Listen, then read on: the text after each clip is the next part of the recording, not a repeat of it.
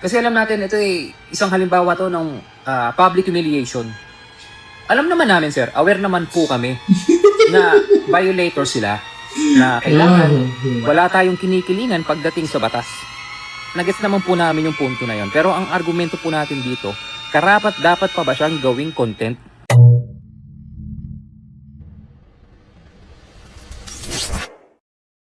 Hello mga stories. Hindi mga stories na hindi ito simpleng feature na walang helmet issue, no? Ang tunay na usapan na ngayon, no, hanggang saan ang kapangyarihan ng enforcer. Saan nagsisimula ang public shaming, no? At kailan nagiging personal content ang public service? So, kasi pwedeng mali ang violator, pwedeng mali yung sistema ng pagpo-post. So, hello mga stories, welcome back sa isa naman part 2. Itong pag-uusapan natin ito. Galing ito sa isang, di ba yung nagkaroon ng viral ng isang teacher kay Sir Gabriel, no? At mga stories, no, ito sa part 1 kasi, malinaw nating sinabi na mali ang teacher na walang helmet. Walang debate doon. Okay? Wala na. Pero ngayon, mas lumawak ang issue. Okay, lumawak ang issue, lumaki ang bigger picture, no? May reactions mula sa Teacher Wing, ACT Teachers Party List, si Rapido, at saka may official statements na rin yung MMDA. Ngayon, sa episode na to, no? Sa topic na to, hindi tayo makikiuso sa sigawan, okay? Himay natin kung alin ang may laman doon. Okay? Alin ang sumusobra, alin ang emotional lang pinapaasa bilang argumento. Okay? Ngayon, first up, ito naman yung panoorin natin itong video na to. Galing ito kay Teacher Weng, no? Ngayon, panoorin natin ito yung statement niya, no? Sige. Ito siya. Panoorin natin ito. Teacher na lumabag sa batas trapiko, naging content at bago pa mapanis ang balitang ito, tara, pag-usapan natin. So, merong isang teacher na nahuli, no, dahil wala siyang helmet. At siya po ay nasermonan, natikitan at deserve niya po yun. Pero, no, sa hanay naming mga teacher, no, ang nakikita namin na hindi deserve ni teacher ay gawin siyang content. Kasi ngayon po ay medyo viral na po ito, no. And for sure, no, marami na pong nag-iisip, sino kaya siya? Oo. Isa na ako doon, oo. Ayan, pakibulong nga. So ngayon, dito sa kanilang duration ng pag-uusap, nakiusap si Sir na sana wag siyang i-content. Pero ayan nga po, no, malinaw po na naging content at ang katwiran na nga naman kasi, i-blur naman daw. So, ayun, pero actually may narinig akong very light na bulong ni Sir, no, na parang kilala kasi siya sa area. And honestly speaking, kung ko-teacher ko to, makikilala ko yan. Makikilala ko yan. Siyempre, yung mga estudyante niyan, makikilala siya, mabobosesan siya, motor niya, makikilala yan. Maniwala kayo sa akin. At kinabukasan, chismisan yan. Oo. Malamang. Pagchichismisan yan. Malamang. Ayan. So, again, hati ang opinion ng netizens dito. Isang nagsasabi na dapat hindi na ginawa kay Sir yun, kasi nga, siyempre, alam nyo na, And meron namang side na nagsabi na, tama lang yun sa kanya. Sana hindi siya gumawa ng kasalanan. Ganyan. Okay, magre-react po tayo dito, Siyempre guys, sa puso ko, ayaw ko na merong isang teacher na mag-viral ng ganito at magiging content ng ganito, Sa puso ko, ayoko nun. Kasi siyempre, teacher din ako, kabaro ko yan. Okay? Pero meron pa akong isang nakikita dito, na dapat nating i-consider, Bukod pa dun sa naging action ni Sir. Honestly speaking ako guys, naniniwala ako, na ang isang public servant ay dapat, sa oras ng trabaho, hindi nagvi-video or gumagawa ng content para sa kanyang personal account.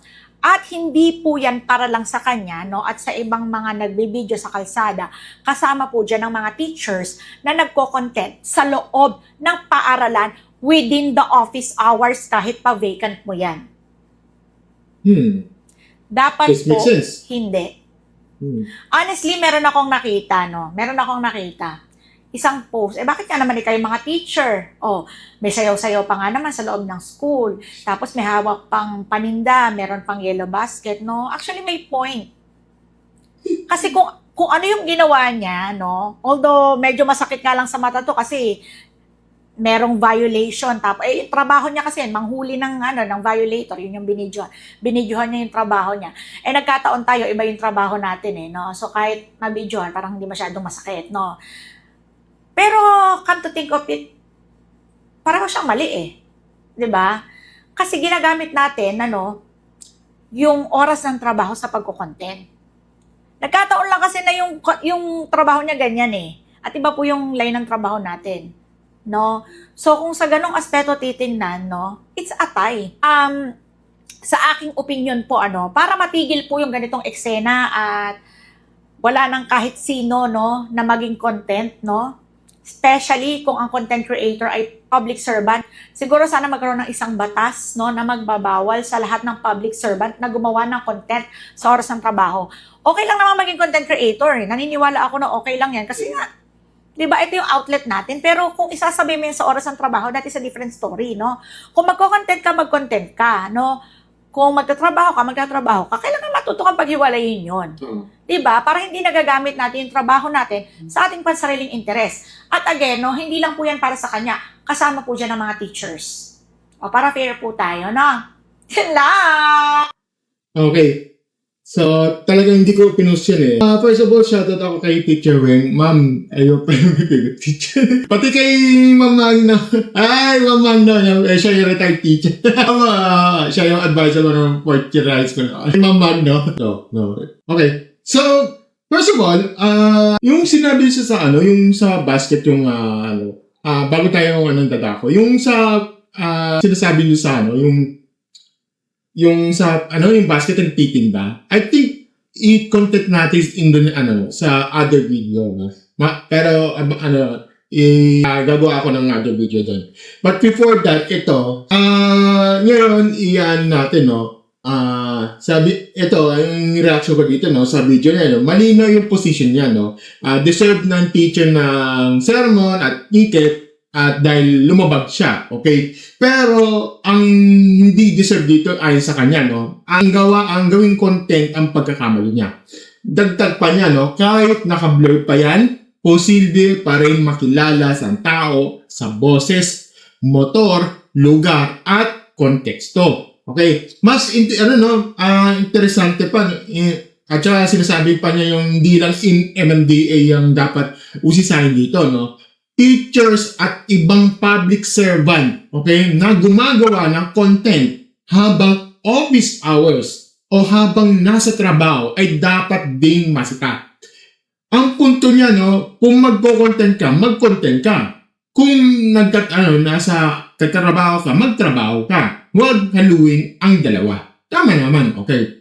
So, ito naman, ito yung aking, sa aking opinion dito. Sa lahat ng lumalabas na reaction, isa ito sa pinaka-intellectually honest. Kaya hindi siya nangingi ng special treatment para sa guro. Hindi niya sinabing, teacher kasi pinagbigyan. Diba? Or teacher kasi pagbigyan mo na. Ang sabi niya kasi, mali ang teacher. Pero mali rin ang public servant ay gagamitin ang trabaho para sa personal content. Iyan ang tawag sa consistency. Ang mahalaga ang consistency, dahil yan ang kulang sa maraming online debate. Marami kasi tao ang gusto ng prinsipyo kahit kapag kampi sa kanila, pero gusto ng exemption kapag tao nila ang tamaan. Si Teacher Weng, hindi ganun. Okay? Sinama niya, sinama pa nga pati mga teachers na gumagawa ng content sa oras ng trabaho. Yan ang hindi special pleading. Yan ay batas. Okay? Pero may isa akong reservation sinabi niya. Nung sinabi niyang sana magkaroon ng batas na ipagbabaw sa lahat ng public servants na gumagawa ng content sa oras ng trabaho, para sa akin medyo sobrang lawak yun. Okay? Sobrang lawak yun. Hindi lahat ng pag-record habang duty ay mali. Okay? May body cam, may body cam, may documentation, may evidence gathering, may transparency. Ang problema hindi basta pag-video. Ang problema ay personal posting. Okay? Personal branding at posibleng mula sa operational footage. Okay? So ang mas practical ng solution dito ay hindi blanket ban sa lahat ng recording. Okay? Ang mas matalino ito bawal ang personal upload ng operational footage habang on duty. Di ba? Bawal ang paggamit ng official operations para sa personal social media growth. Okay? At kung may video man, official, dapat official channel. Like MMDA, di ba? Yun, doon. May malinat na public purpose, okay? At may privacy safeguards. So, madaling salita, mga stories, maganda ang prinsipyo ni Teacher Wen, pero mas dapat itong ayusin ng policy. Hindi lang sa galit, okay? Isa pang malakas ang punto niya dito, kung magko-content ka, mag-content ka. Kung magtrabaho ka. Tama yan. Dahil kapag ang public servant ay sabay sa enforcer at entertainer, magkakaroon ng conflict of incentives. Okay? Ang gusto ng enforcer dapat compliance. Ang gusto ng content creator ang engagement. At yan, minsan ang engage ay kumakain ng dignidad ng tao. Diba? Kapag ang kapangyari ay naghahanap ng views, delikado niya yan. Okay? Next naman tayo, ito naman sa ACT Teachers Party List, may isang video naman to, panoorin natin. Ganoon. Pwede magpinangyari sa Kaliwa kayo. sa nyo, Blurred ka naman Huwag ka na lang magpapakilala ng pangalan mo. Gabriel Go, si Baki na. Si Antonio Tino po ito, kinatawan ng ACT Teachers Party List. I'm sure napanood niya na rin yung nakakagalit na video ni Gabriel Go ng MMDA kung saan inaresto niya ang isang teacher dahil wala raw helmet, naging content ng kanyang video. Malinaw naman talaga walang helmet. Ang issue dito, hindi na dapat above the law ang sinuman. Ang issue dito, una, ay yung basic na pagrespeto dapat ng lahat ng law enforcers sa mamamayan. Whether teacher o ordinaryong mamamayan, kung may paglabag, dapat yung law enforcer may respeto sa mamamayan. At yan ang hindi pinapakita ni Mr. Go. Ngunit pangalawa, at dahilan kung bakit talagang dapat si Bakin na, itong si Gabriel Go, nilabag niya ang right to privacy ng isang mamamayan. Malinaw na nakita dun sa video na nagsabi yung teacher, pwede wag nang i-video. Pero nagpatuloy si Gabriel Go. Tapos sinabihan pa yung teacher. Huwag ka na lang magpapakilala ng pangalan mo. So alam niya, may issue ng privacy dito. Ngayon, ang pinaka-importanting punto ay hindi ito first time na nangyari ito sa MMDA. Last year, naglabas na si MMDA Chair Artes ng regulation at atas sa MMDA na bawal na gawing personal content at personal vlogging ng mga tauhan ng MMDA tungkol sa mga operasyon ng MMDA. Malinaw yon. Ngunit mula noon hanggang ngayon tuloy-tuloy na nilalabag nitong si Gabriel Go ang atas na ito ng MMDA. Ang sabi dun sa directive, kung magba-vlog ang MMDA tungkol sa kanyang mga operasyon, maaari lamang ito through the official social media accounts of MMDA. Malinaw po na binablog ni Gabriel Go ang mga operasyon ng MMDA na direktang nilalahukan niya sa kanyang personal account.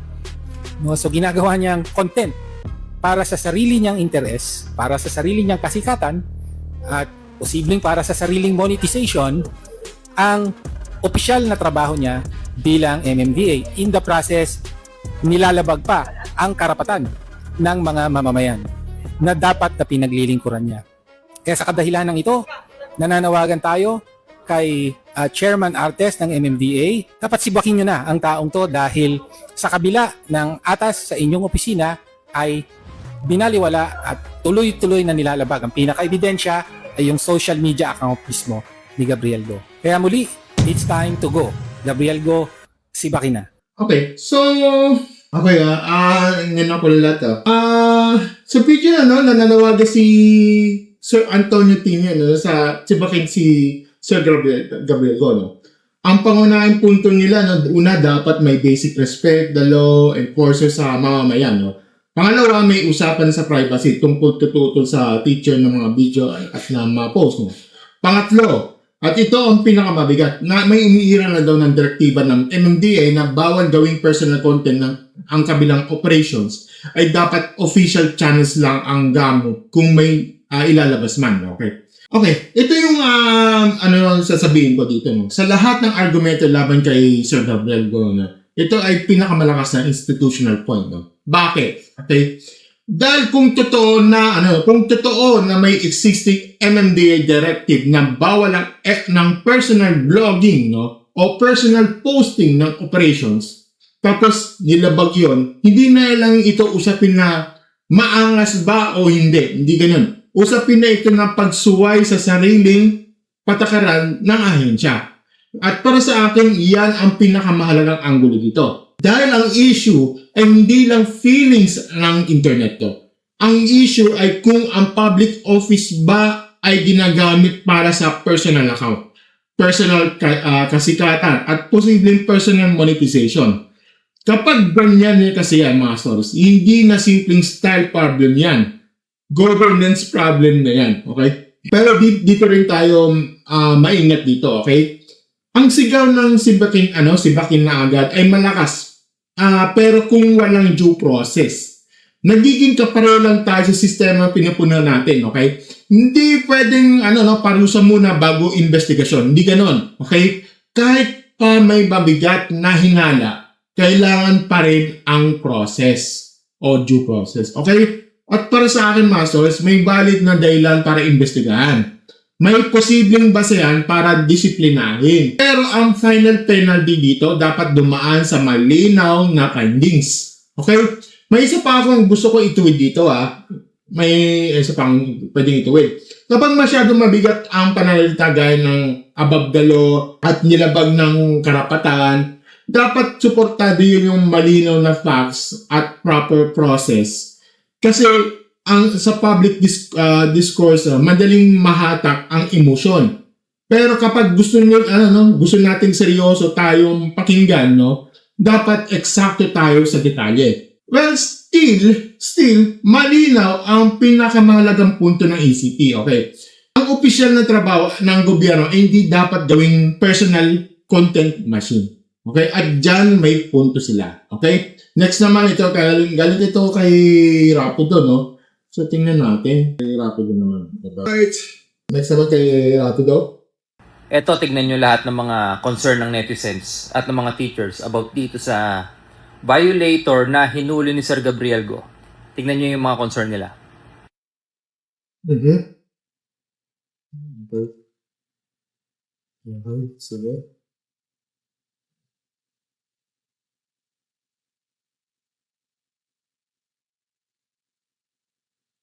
Ayan, ang daming umaalma. Ito yung matagal na nating sinasabi kay Sir Gabriel Go na maaaring dumating yung mga ganitong klaseng pagkakataon na sana naiwasan kung pinapakinggan lang tayo ni Sir Gabriel.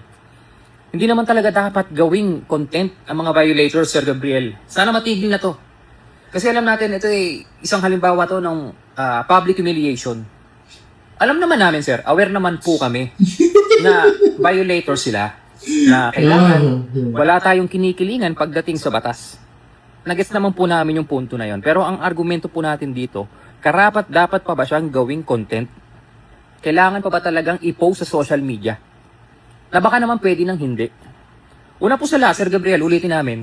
Wala naman tayo, mga kamote riders. nung kumuha kami ng lisensya, wala naman po nakalagay doon na pag ikaw ay nag-violate, paparusahan ka, ito yung mga consequence, magpe-penalty ka, pwede kang makulong, pwede kang mahuli, pwedeng yung lisensya mo, pwedeng mahuli, itikitan ka. Wala pong nakalagay doon at gagawin kang content at example ng gobyerno na wag dapat tularan. Wala pong ganun. Walang ganung usapan. So bakit po ganun? Pinapail niyo po yung mga bagay na, sabi nila, wag mong ilagay yung batas sa kamay mo.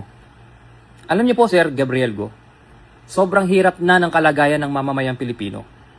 Baon na tayo sa utang, pinagtatawanan na tayo ng ibang bansa dahil tayo kasama sa mga most corrupt country in the world. Pagkatapos higain pa natin yung mga Pilipino dahil sa mga simpleng violation sa traffic. Ay, no. Diba? Kumbaga na tayo sobrang stress na tayo. Tapos may mga ganito pang hihigain yung mga At napunta tayo mamamayan. doon.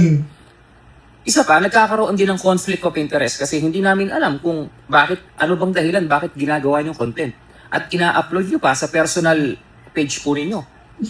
Baka hindi namin alam kung kumikita ba kayo dyan or what, nakikinabang ba kayo. Kumbaga merong conflict of interest eh. Mamaya ba yung about sa nakikita? Sana Huwag tayong maging doon. Ito po ay concern ng taong bayan. At nakikita natin yung nababasa natin sa mga comment section. Lalo na yung mga samahan ng mga guro. Ano sa akin? Ako po, ang asawa ko, isa ring guro. Marami din ako nakausap na umaalma sa mga ginagawa po natin. Hindi siya bagay eh. Ang hali pong tignan na napapahiya. Kayo po kaya ang lumagay sa sitwasyon ng mamamayang Pilipino, mga ordinaryong Pilipino, na habang buhay naka-upload yung video sa social media at ginagawa kang bad example. Kaya nga po public servant eh. Naiintindihan po natin yung punto na dapat pairali ng batas kahit sino man, ano man ang estado sa buhay. Nagigess po namin yun. Pero ang argumento po natin dito, karapat dapat pa ba siyang i-upload? Gayong, pag sinabing public servant, sa atin dapat unang nakikita ang pagpapakumbaba. At na-apply po ba natin ang pagpapakumbaba kung ipinagmamalaki natin na tama tayo? At dapat nating hiyain yung violators. Hindi sa atin makikita yung pagpapakumbaba. Kailangan makita pa rin yung mataas na moral mula sa mga public servant. So, sana kung ito mang pagsasalita ko at pagbibigay ko ng concern sa taong bayan ay mapapansin ni Sir Gabriel Go at magkakaroon ng galit. Huwag po sana kayo magalit sa akin, pero ito po ay nakikita kong hindi dapat magpatuloy. Kasi baka nga lumala pa to eh. Hindi natin alam kung anong nararamdaman ng taong nahuli nyo at baka gumawa pa ng hindi maganda. Huwag sana. Ngayon po, Sir Gabriel Go, sana ma-mention po ninyo at sana mabigyan pansin yung hinaing ng mga netizens, lalo na yung mga teachers po natin. Teka lang, doon ako na, kasi humili ko ka sa yung argumento medyo lumalagpas ka na. Okay? Pero anyway, yung reaction dito, no? Sentro ng video niya, no, ito, hindi niya dinedeny yung violator ang teacher, okay? Pero tinatanong niya kung kailangan pa bang i-upload ang social media. Sinasabi rin niya na noong kumuha ng lisensya ng mga katao, malinaw na penalties tulad ng multa, huli at posibleng pagkakakulong. Pero wala raw kasamang gagawin kang content. No? Dinagdag din niya yung sobrang Filipino, maraming problema sa bansa, at hindi na raw tama ang hihiyain pa ang ordinaryong tao dahil sa traffic violation. Well, pinunto rin niya na posibleng conflict of interest dahil hindi malinaw kung may pakinabang ba ang personal posting ng ganitong klaseng video. Okay, ngayon ito ang opinion ko dito. Okay, dito tayo magiging mas diretsahan. Kaya ako tumatawa eh. May punto si Rapito ng public humiliation ay hindi dapat automatic na maging bahagi ng traffic enforcement. Okay, well, dito sa part na yun yung tama rin yung pwedeng questionin yung bakit kailangan i-upload sa personal page an operational encounter, no? At valid din yung tanong kung may conflict of interest kapag ang public servant ay tila sablay and again force na nagbabrand ng sarili online, okay? Matagal na kasi ito, my goodness, last year pa. Pero ito yung malaking problema dito. Consistency, okay? Kung ang tingnig mo ay bawal gawing content ng seryosong usapin o hindi dapat i-content ang tao sa gitna ng sensitibong sitwasyon, natural lang na tanungin ka rin sa publiko eh. Bakit ikaw mismo, Rapido, nagko-content habang nagrarally ka sa Luneta? No? At dito pumapasok sa isang importanteng logical point. Huwag nating gawin ang prinsipyo ng pira-piraso lang. Okay? Kung ang tutor ka sa contentification ng sensitibong public events, dapat consistent yun kahit hindi mo kaaway ang nasa camera. Diba? Ngayon, maging fair tayo. Okay.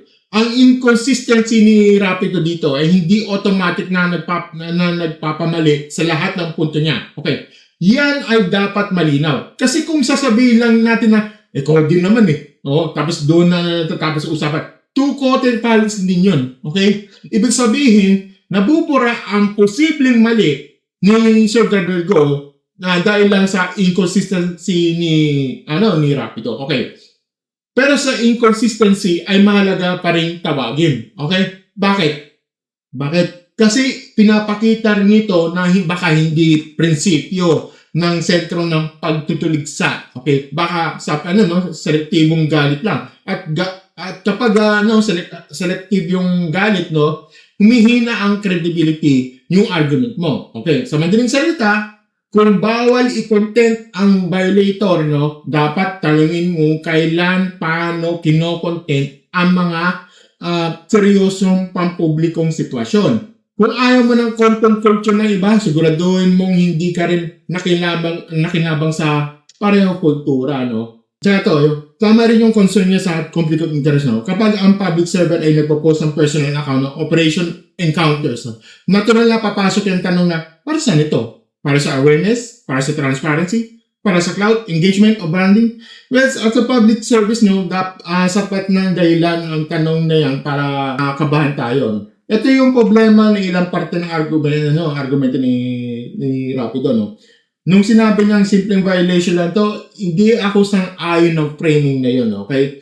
Ang no helmet, hindi simpleng bagay pagdating sa road safety. Pwedeng simpleng tingnan, pwedeng ikamatay yung aksidente. Huwag natin iliitan ang paglabag dahil lang gusto natin palakasin ang punto laban sa public shaming. Kapag milaliit mo ang violation, humihina ang moral clarity nito. Pangalawa, nung dinala na yan ang malawak na problema ng bansa, no? Corruption, kahirapan, stress ng taong bayan, may emotional force yun, okay? Pero hindi lahat yan ay directly relevant ng tanong kung tama bang i-upload ang video. Sa debate kasi mga stories, no, tawag dyan minsan ay red herring, okay, o appeal to emotion. Totoo ang hirap ng buhay, pero hindi yon ang legal o ethical test ng tamang pag-enforce ng traffic rules. Pangatlo, no, nung binanggit niya yung baka may nangyaring hindi maganda ng taong napahiya, may concern doon, okay? Pero kailangan din iwasan ng sobrang speculation. Hindi lahat ng posibleng masamang outcome na dapat gamitin bilang pangunahing argumento. Okay? Mas malakas pa rin ang prinsipyong ito na hindi dahil pwedeng itong sumama sa ending, kundi dahil malinis mong gawing content ng tao kung hindi naman kailangan. Okay? Sa madaling sabi, no, si Rapido medyo may valid na moral instinct, no? Pero kailangan din na mas mahigpit na logic para hindi malunod ng emosyon ng punto niya. Okay? Don't get me wrong, okay. Ito naman sa sa statement ito sa MMDA FB page. MMDA FB page, Facebook page, okay? Ngayon, basahin natin itong official statement ng MMDA. Ayon sa MMDA, the viral video of the incident involving our personal Gabriel Go was brought to our attention, and we have also received letters from various groups. Rest assured that we are conducting the investigation of Mr. Go's liability. And here, he was asked to explain his side to forward writing through a show cause order. Ibig sabihin, kinikilala na ayon siya na seryoso ang issue at hindi na ito binabaliwala. May investigasyon at pinapasagot ni Sir Gabriel Go sa formal na paraan. Okay. Para sa akin, ito ang pinaka-importante bahagi ng usapan. Okay. Ang statement ng MMDA ay tama bilang unang hakbang. Okay. Hindi nila agad ipagtatanggol. Hindi rin sila agad nagbigay ng sa media. Nag-imbestiga sila at nag-issue ng show cause order. Yan ang tamang institutional reflex. Okay? Pero wag din tayong magkasya sa generic statement. Kung gusto talagang ayusin ng MMDA ang issue, hindi sapat sa ang we are investigating. Kailangan malinaw nilang sagutin ang mas malalaking tanong. May existing policy ba talaga laban sa personal posting ng operations? Kung meron, nilabag ba ito? Kung ano ang rules ng pag-record habang on duty? Ano ang boundary sa pagitan ng documentation at content? Okay? Ano ang boundary sa pagitan ng documentation at content na yun, May privacy protocol ba para sa mga nanguhuli? Pinapayagan ba ng personal pages na gamitin para sa official encounters? No? Dahil sa totoo lang mga stories, hindi lang si Sir Gabriel ang issue rito. System issue rito. Okay? At ito ang kabuuang punto ko rito mga stories. Okay? Una, mali ang teacher dahil walang helmet. Period na yun. Okay? Hindi natin babalik-tutin yun para lang sa magiging fashionable ang pagiging makatao. Okay? Ang pagiging makatao walang accountability ay konsinte. Okay? Pangalawa, pwedeng mali rin ang pagpo-post ng operation encounter sa personal account. Lalo na kung ang dating ay public shaming na may halong branding o monetization. Ang accountability na walang dignidad ay abuso. Pangatlo, ang pinakapanganib dito ay ang incentive structure. Kapag ang enforcer ay may gatimpala sa virality, may madaling maging performance ang panguhuli. Mas magiging show kaysa serbisyo. At kapag ang pagpapatupad ng batas ay nagiging palabas, okay, bumababa ang tiwala ang institusyon. Yan ang philosophical ng sentro ng issue. Ang kapangyarihan ng Estado dapat ay may self-restraint, dapat may self-restraint. Dahil kung ang ordinaryong mamamayan ay kailangan sumunod sa batas, mas lalo dapat ay may kapangyarihan ang marunong magpigil. Hindi sukatan ng mahusay na enforcers dahil sa ang dami ng mapaya, hindi sukatan ng mahusay na gobyerno ng daming ng viral clips. Ang sukatan dito ay ligtas ba ang kalsada? Patas ba ang proseso? May respeto ba sa tao? At malinaw ba na hangganan ng kapangyarihan?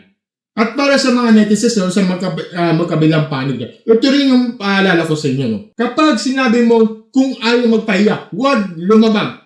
Okay? Kulang yan. O kukulang yan. Hindi dahil public humiliation ang standard penalty sa traffic violations. Kapag sinabi mo naman, teacher lang din siya. Tao din lang din siya.